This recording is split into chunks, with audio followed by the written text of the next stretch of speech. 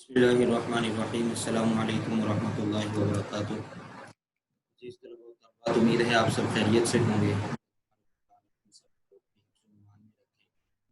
آج مورخہ 18 جون روز بدھ، ہم لوگ موضوع مطالعہ سبق نمبر 3 جو ہے وہ شروع کریں گے۔ اس سے پہلے سورۃ الانفال ہماری مکمل ہو چکی ہے اور احادیث بھی 1 سے لے کے 10 تک مکمل ہو چکی ہیں۔ سلیبس کا تیسرا حصہ موضوعاتی مطالعہ جو ہے اس کے پہلے 2 سبق ہم لوگ پہلے پڑھ چکے ہیں۔ آج سبق نمبر 3 جو ہے وہ شروع کریں گے۔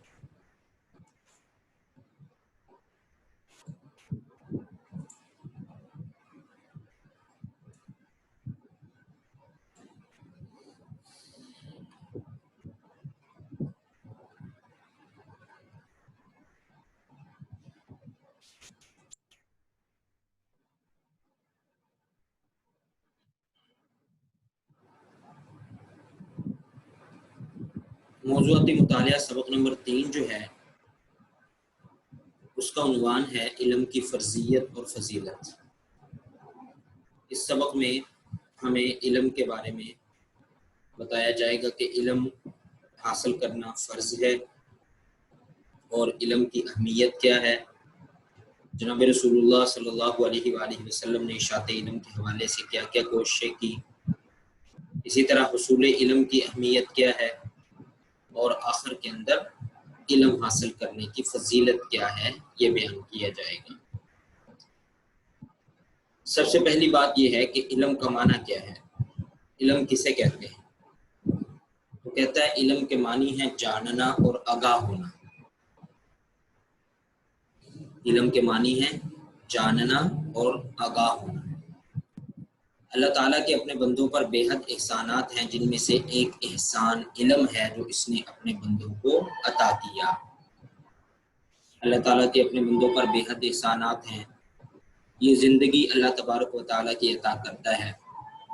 اللہ تبارک و تعالیٰ نے نہ صرف ہمیں پیدا کیا بلکہ زندگی گزارنے کے لیے ہمیں جن جن چیزوں کی ضرورت تھی وہ تمام چیزیں بھی ہمارے لیے مہیا فرمائیں، اور اللہ تبارک و تعالیٰ نے انسان کی مادی ضروریات کو پورا کرنے کے لیے یہ سارا کائنات کا نظام سجایا، اور اس کی روحانی ضروریات کو پورا کرنے کے لیے بھی بے شمار اہتمام فرمائے۔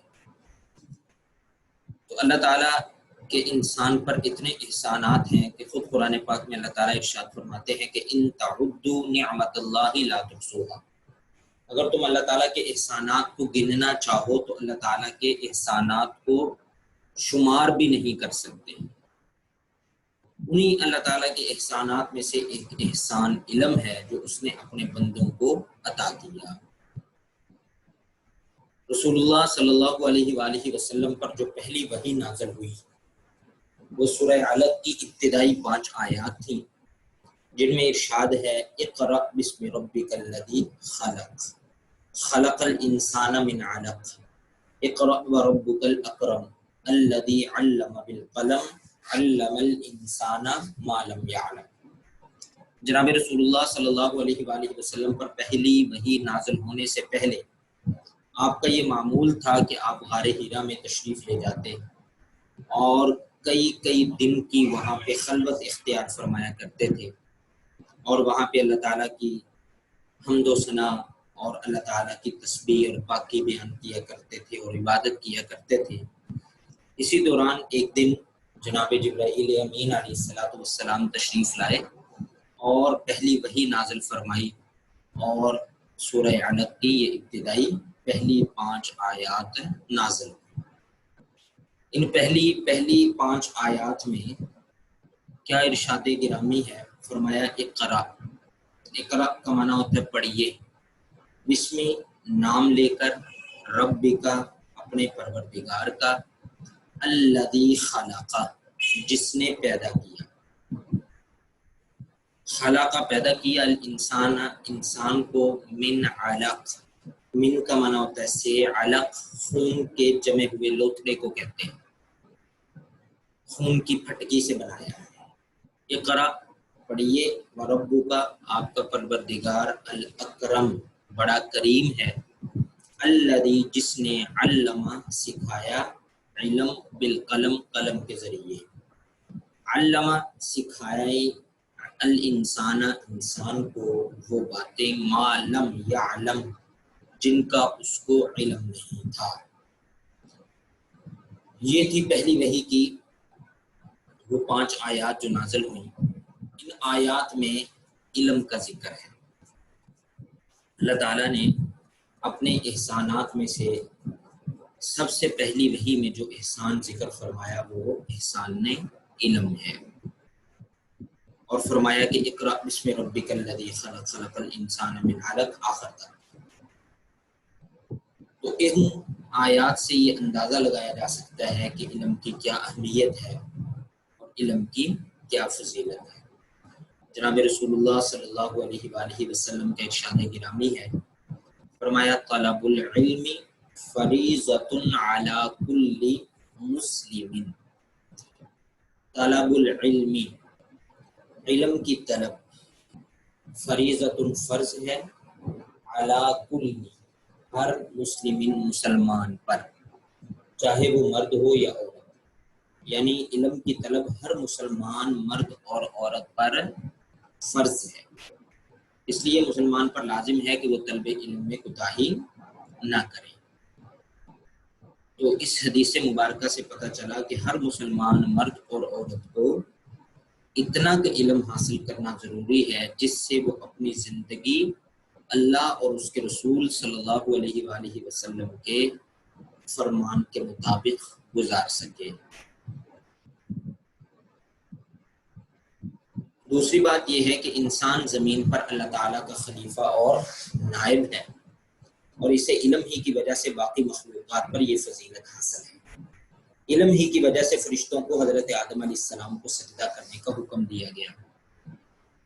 اس سے واضح ہوا کہ علم انسان کے لیے عظمت کی بنیاد ہے۔ پہلے سپارے سورہ بقرہ میں ارشاد گرامی ہے، اللہ تعالیٰ نے جب انسان کو بنانے کا پیدا کرنے کا ارادہ فرمایا تو اللہ تعالیٰ نے اپنے اس ارادے کا اظہار فرشتوں کے سامنے فرمایا، اور فرمایا اذ قال ربک للملائکۃ انی جاعل فی الارض خلیفہ۔ تو تیرے پروردگار نے فرشتوں سے یہ ارشاد فرمایا کہ میں زمین پر اپنا خلیفہ اور نائب بنانے والا ہوں۔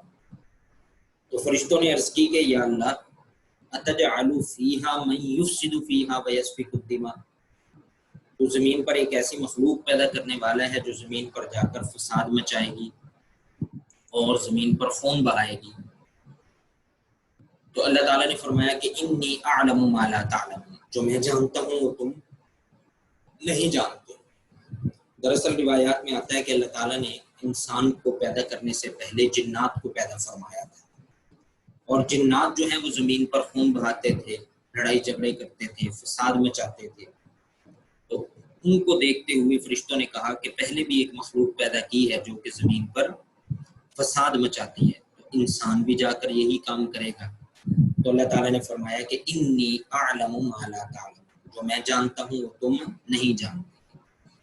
پھر اللہ تعالیٰ نے آدم علیہ السلام کو پیدا فرمایا اور علم آدم الاسماء كلها ثم عرضهم على الملائکہ، اللہ تعالیٰ نے آدم علیہ السلام کو علم عطا فرمایا اور کچھ چیزوں کے نام سکھا دیے، اور اس کے بعد اللہ تعالیٰ نے انسان کی فضیلت اور انسان کا شرف جو ہے فرشتوں کے سامنے ظاہر فرمانے کے لیے فرشتوں کا امتحان لیا اور ان چیزوں کے نام پوچھے، علم کے بارے میں سوال کیا۔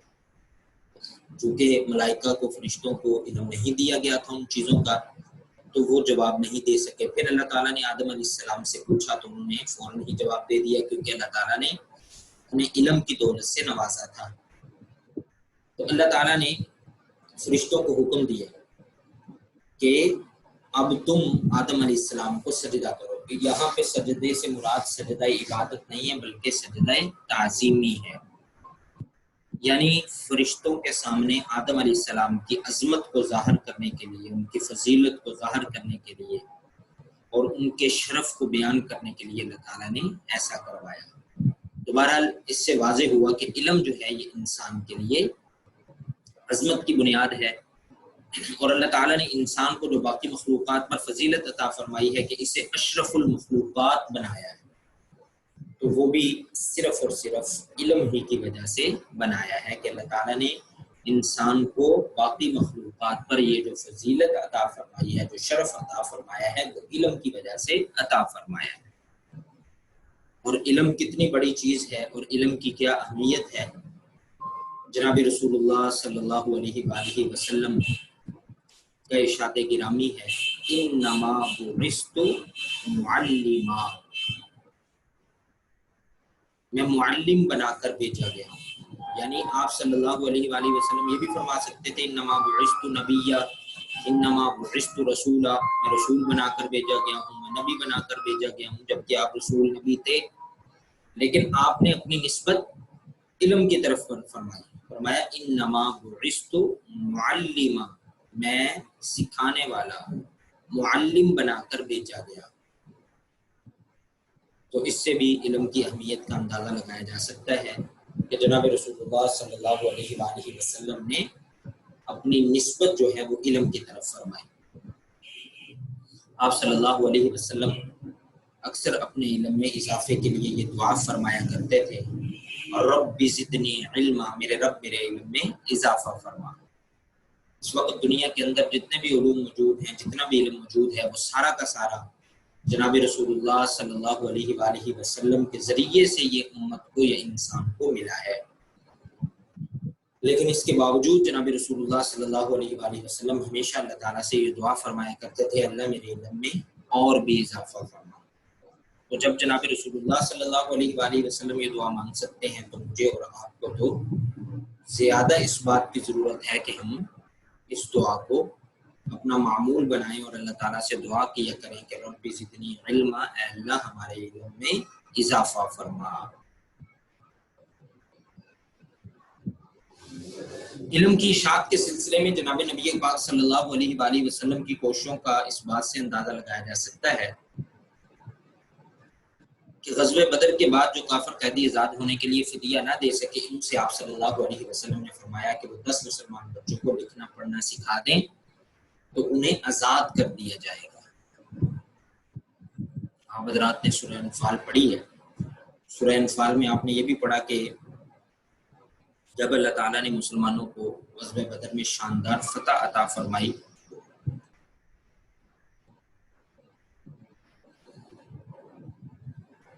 تو کافر میدان چھوڑ کر بھاگ گئے۔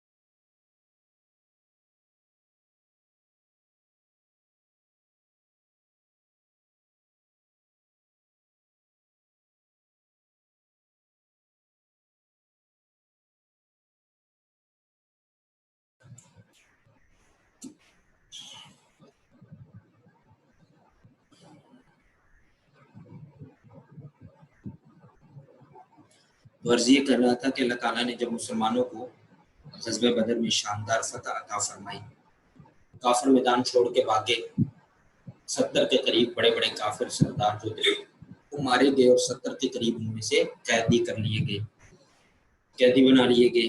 اور ان قیدیوں کے بارے میں جو فیصلہ ہوا وہ بھی سورہ انفال میں آپ لوگ پڑھ چکے ہیں۔ فیصلہ یہ ہوا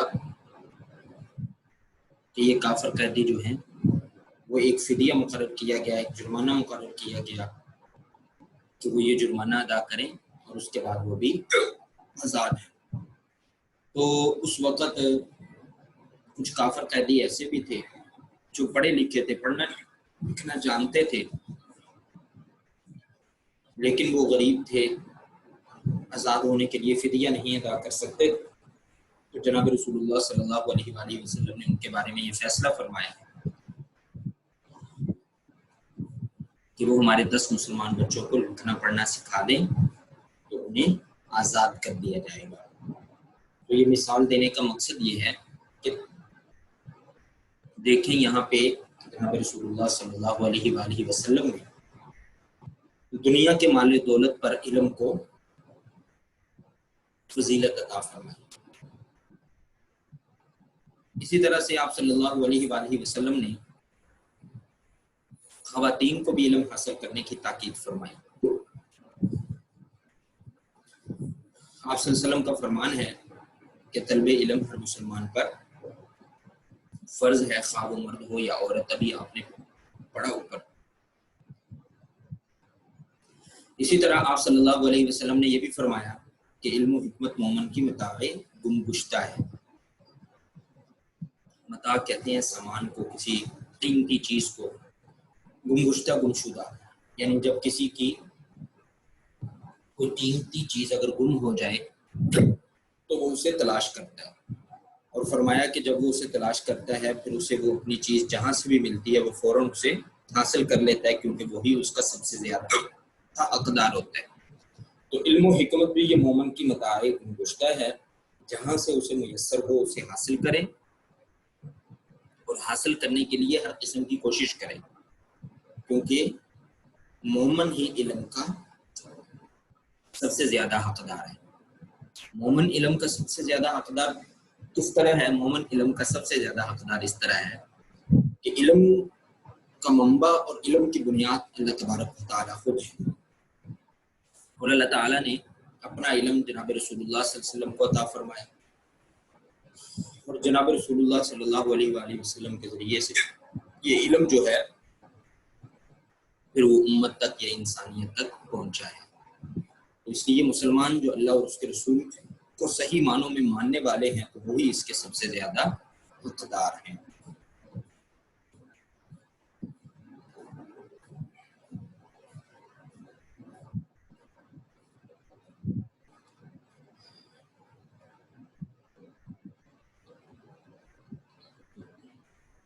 یہ تھی علم کی فرضیت اور علم کی فضیلت۔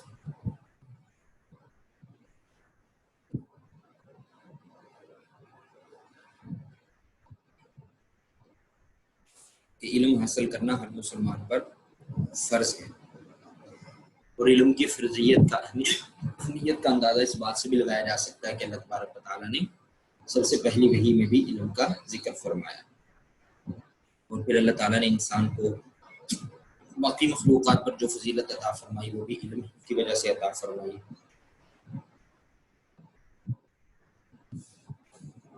اور خود جناب رسول اللہ صلی اللہ علیہ وآلہ وسلم نے اپنی نسبت علم کی طرف فرمائی، فرمایا انما بعثت معلما۔